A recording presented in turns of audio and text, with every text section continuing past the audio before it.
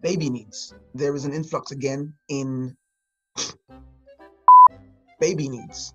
2020 has seen, you know, baby needs. In 2020, baby needs. There seems to be, what did there seem to be? Now, delivery services are not, oh, hey everybody, it's Sayo Babatunde from Ken Blue, here with another vlog episode to talk to you about how we're building our business and to try and help give you some tips and tricks to build yours as well, hopefully. So guys, as you know, please like, please comment, please subscribe, please share, whatever you can do to help us get the word out and to promote what we're doing would be really appreciated. I'm going to cover a few topics today. First of all, sorry for the long delay in this video. I know people have been asking me, oh Shayo, when's the next one going to come out? So on and so forth, so on and so forth. And we had a few delays due to some technical issues, as well as COVID kind of being a bit annoying to everybody. But just want to say congratulations to all of you for making it this far. I know some of us have lost loved ones, friends to the COVID-19 pandemic, but I want to just congratulate everyone for still being here and still pushing through. This has been something that has shaken the whole world, and it's just fantastic to see everybody kind of adapting to the new world that we have and to the new way things are being done. So there's been so many different things, so many changes, so many upgrades, updates on various fronts within the business and within the economy and within the industry around the world. You know, with the really tragic murder, let's call it what it is, murder of George Floyd, there has been worldwide outrage regarding all types of racism and systemic racism with different countries in the world. And I guess it's been like a real push to promote the Black economy, to promote Black success, Black excellence. And it's a fantastic thing to see. And it just creates so many different opportunities for different people. So it's affected a lot of the stuff that I'm going to talk about today. So first thing I want to talk about is market research.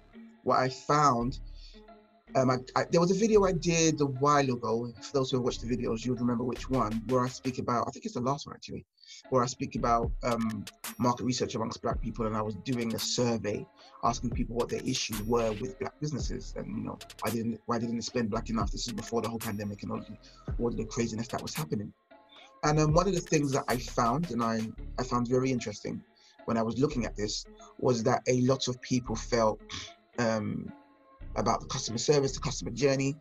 And then again, I started looking around and I was like, well, the Black businesses I speak to, they don't seem to come across like that. They seem to want to give better customer service and so on and so forth. And then I found from certain forums that I'm in that there was a bit of a gripe between Black businesses and Black customers. And it was that Black businesses seem to be too familiar with Black customers. So they didn't treat Black customers with basically a certain level of respect. So, you know, people always have this example whereby a lot of people felt that if a non-Black customer was to walk into a particular establishment, they'll be treated better than a Black customer, which is a general thing across the board that I found from my research, that everybody seems to cater to non-Black customers more than Black customers. And the only establishments that catered to Black customers were those who had services for Black customers. And they just about catered. So they only catered in the way they display the product. So you've got their hair shops, you know, that are run by usually Asian individuals who sell products of Black women primarily. And you've got this shop that has not one Black woman in sight, not one Black man in sight, you know, selling the products that are for Black people. And they don't really understand all the products. You just ask them where something is and they say, you know, you couldn't necessarily say, hey, which one's the best one for A, B, C, D, F, G? So there was a general issue with how, again, it's almost like the systematic racism has also filtered into how we run our businesses and how businesses operate. And it's almost as though Black people were the last consideration, even if they were the target market.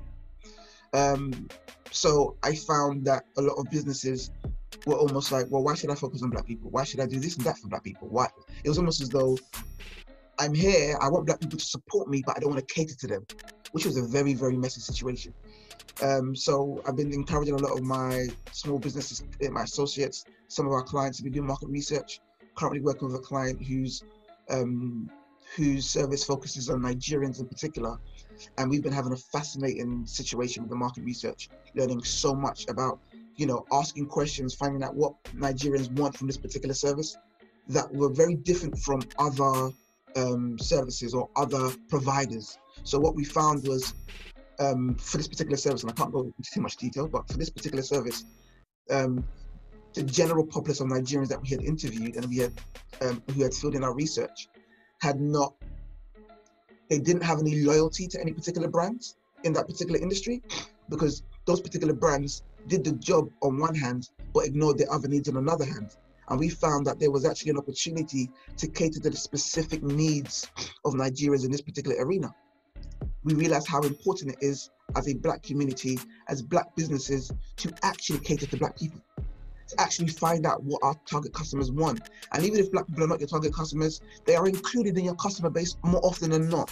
So finding out what they want, finding out how to appease and to satisfy their needs is very, very important. So that's the first thing I was wanted to kind of highlight and point out, that we've kind of learned that there is a lack of that within the Black business community in the UK. And I'm not saying no one does it. I'm not trying to single out any particular business or say there's no business who caters to Black people properly. That's not my point at all. Just to highlight that it's almost as though it's not something that is taken, not enough care is taken towards that anyway. So that's like the first thing I wanted to kind of touch on. So the next thing is we're going to talk about COVID. Now we're entering a post-COVID world now where there's a lot of change, a lot of things are happening. So essentially we did a bit of research to find out what areas of need have increased due to COVID and would probably increase as COVID, calms down, as things change and we enter a new normal. So our research, we found a few particular areas. We found 7 in particular. The first one is digital needs. Simply put, there is an increase in digital use and the digital world. People are using digital services a lot more, and not just, for example, online services, but just in general, virtual digital services. So people are using apps to do things a lot more. People are using software to do things a lot more. So it's not always just online. It might just be in people's homes, but digital services are increasing. So anybody who can create software or even just create how to teach people how to use certain things, having tutorials on particular apps and particular different things is a good way to sort of generate income, interest, and to attract attention to whatever you're doing. So it's a good area to kind of delve into if you want to kind of start a business very soon. Baby needs. As you all know, there's been a worldwide lockdown. And experts have looked at this situation very similar to what happened at the end of the Second World War, whereby lots of people returned home and lives were returning back to normal. And again, there was a baby boom during that particular period. There's predicted to be another baby boom, which is probably going to increase the need for baby services. So it can be anything from a childminder, an au pair, baby grows, baby rattles, baby food, whatever it could be. It's definitely an area that's going to increase a lot of opportunity for anyone who wants to get involved. The next one is delivery services. Delivery services is another area that's going to see a growth. There's been a change in consumer habits. People have began to buy things online more. People have begun to use so many different online services in terms of how they buy their food, how they buy their uncooked food, how they buy their cooked food, how they buy their products. Lots of things are being delivered left, right, and center. So what's happening is there's an increase in the need to deliver more efficiently, more drivers, more services, more people managing call centers and various centers. So again, these are delivery needs that are they're connected very much to digital needs, but it's needs specific to delivery.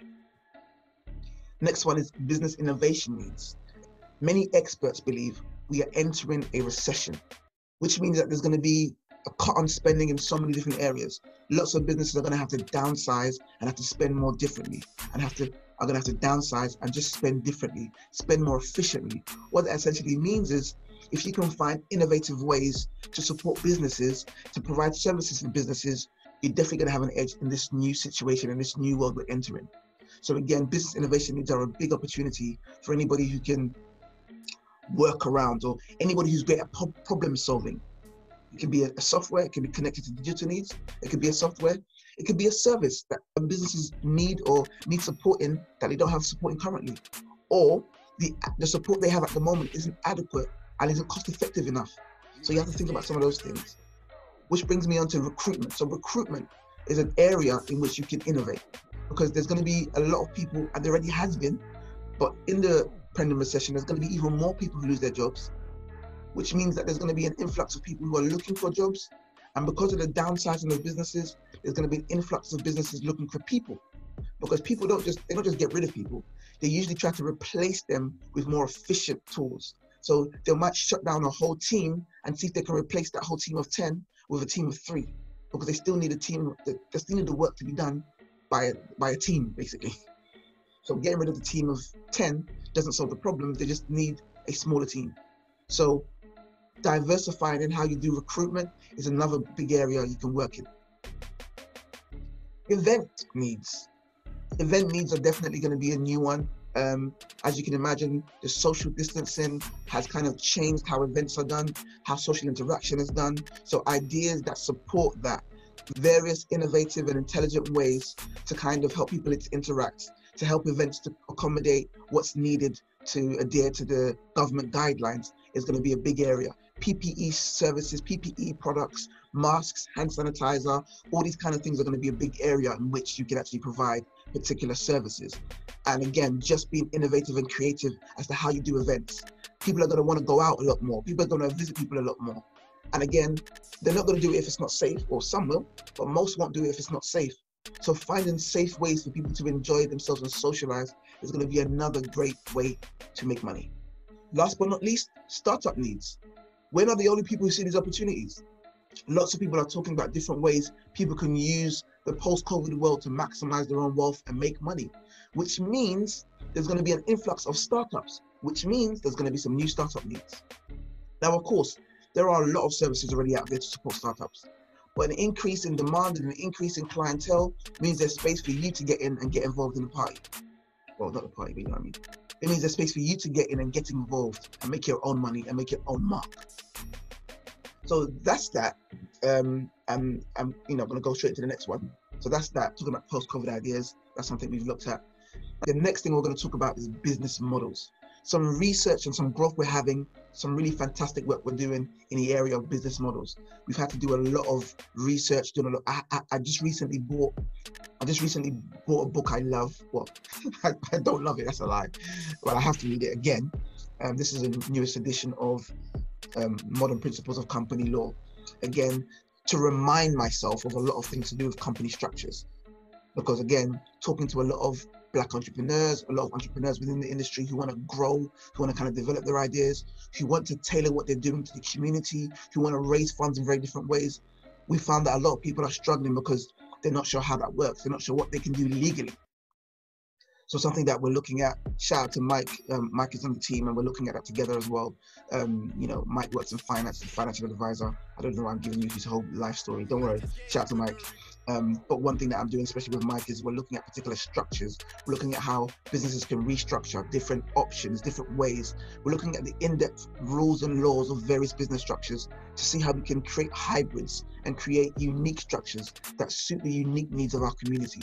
And it's becoming a really fascinating situation to look at and to work through, because we found that there are a lot of people with fantastic ideas, fantastic opportunities. There are a lot of people who want to buy into things, give into things, and we don't necessarily have the funds and the know-how within the community at large. I'm not saying we don't have it at all, but at large, to kind of copy other communities and do things exactly how they do things. So we have to look at where we are as a community and what resources we have as a community. And we have to look at how we can maximize what we have, essentially. So we're looking into that, which is a fantastic situation, which has now had to provoke us to revamp our services. So what we've been doing as well is I've always had this gripe with consultants and people who work in my industry, whereby you go to their websites and it says, oh, we do this, we do this, we do this. We help you with marketing and digital this, digital that, and so on and so forth. And then it just says, fill in this form and we'll give you a quote.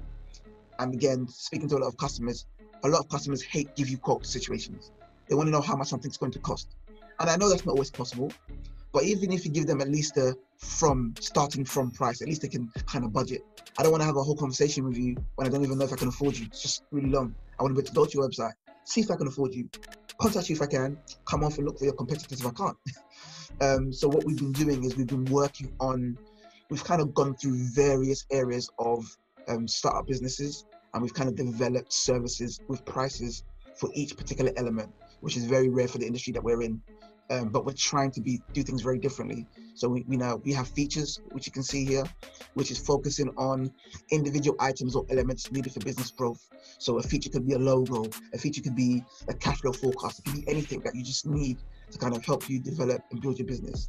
Then we have frameworks and systems. Now that's when you collect the few features together that now can operate to fulfill a particular function or role within your business.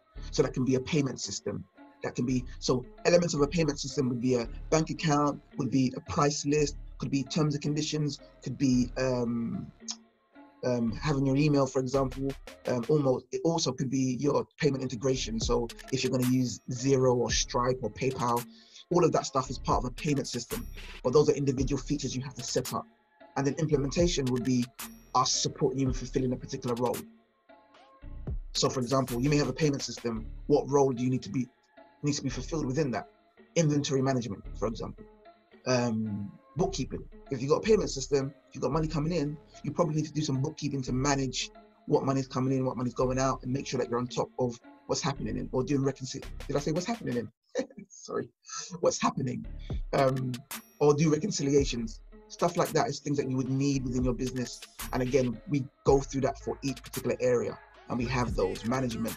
So management and planning, resource management, checking what resources you have before your business starts or while your business is developing, business profiles, accountability planning, review meetings. Again, with compliance, UTR application, we support people in that, compliance plan, company registration, GDPR compliance, lots of different things, having a compliance calendar. What do we do? Implementation. We help people hold shareholders and directors meetings and pass resolutions with them. So again, these are things that we support people in, and we had to kind of go through each element: product and service development, branding. I think there's market and research. Just different things that we're going through to develop for our customers. Forgive me if I'm talking fast. Just kind of how I talk. And then if I'm talking too fast, I know YouTube's got this feature where you can slow down my speech, make me talk slower. Really weird. Maybe we should try it just for fun. Then we have, we're developing our website. It's currently under construction, but we're developing a website again. So we have our pages where we're going to have these prices and these services all on our website, like displayed very clearly. So you know exactly what you're getting and how much it will cost, and you know how to customize your services if you want a particular package. Something we're going through. Last thing to mention, just for fun, is I'm just in love with Monday.com. So for those who watched the other video that I did on the 52-hour week, you would see that I used a particular, what did I use again? Yeah, I used a spreadsheet. I used a spreadsheet to kind of manage my time. I still kind of use that spreadsheet, but not as much anymore. I just use it to check the hours and to kind of manage the hours, because I haven't worked out how to do it here. But I've now begun to use Monday.com, which is just, I love it. I know there's other apps. There's Asana, I think. There's Trello. So there's different apps you can use to kind of manage yourself, but I just love Monday.com. It's just I just use this as an example to show you guys. But for example, you've got John. I'm the sales representative for John. So I got contract. It's got the contract. I'm contacted. So it's got contacted. Am I going to call John again? Is the email been sent? Is he not answering? Did I win? I'm going to change that. But it usually means like, have we won his interest? Then, are we negotiating a proposal? Are we stuck? Has it been approved? And then invoice. And it's got how much, again, my head is in the way, so I can't really show you what's on that side. Well, actually I can if I do this. Yeah, payment. Then, for example, yeah, it's got the deal size, it's got contact details, it's got priority as well, which is a bit cheeky, but shows whether he's a priority or not. And then again, if I lose the client, I'm gonna edit this probably later on today. I can set this up to show that if I lose the client, I can work out why. Because I want to be able to see why people lose interest in what we're doing and why people may not want to work with us in the future. But there's some different templates obviously I have got of a client folder, which I can't open for various reasons. I've got an accountability network where something that we're doing with small businesses is we're giving them access to Monday. We're giving them some accountability. So we meet with different groups every 2 weeks, I think. Yeah, every 2 weeks. And we have a meeting and we kind of go through how is it going? How is business development going? Because again, sometimes we just need people to be in our corner to kind of support us with that. So there's a bit of an accountability network. And what we also do is we have a Monday.com board for each person, whereby we're monitoring what they're doing and they're letting us know what they're doing. And then we're telling them, can you make sure you get that done? And if someone hasn't done anything for a week, I'm like, hey, hey, Toby, hey, Kwame, what's going on? You know, why haven't you done anything this week? Just to make sure that Kwame is on top of what he needs to do, right? So that's something that we're kind of working on and we're kind of supporting people with as well. So yeah, guys, it's been a long one. It was meant to be a short one today, but it's been a bit of a long one. But I hope you still enjoyed it. I hope things were clear. I hope, you know, how we're developing and how we're growing is of interest to you, and our thoughts within the industry is of interest to you as well. Really appreciate you guys' time and for you guys making it to the end. Make sure you like, make sure you subscribe, make sure you comment, make sure you share. And again, if anybody wants to get in touch with us, the details will be in the description. If you want to join any of our WhatsApp groups, our Facebook groups, our LinkedIn groups, and join our network, please let us know, and we will definitely get you in touch with other businesses to get support, to get community, to get integration, and to share resources. So I'm done. This is Sayo Babatunde for Ken Blue. See you guys next time.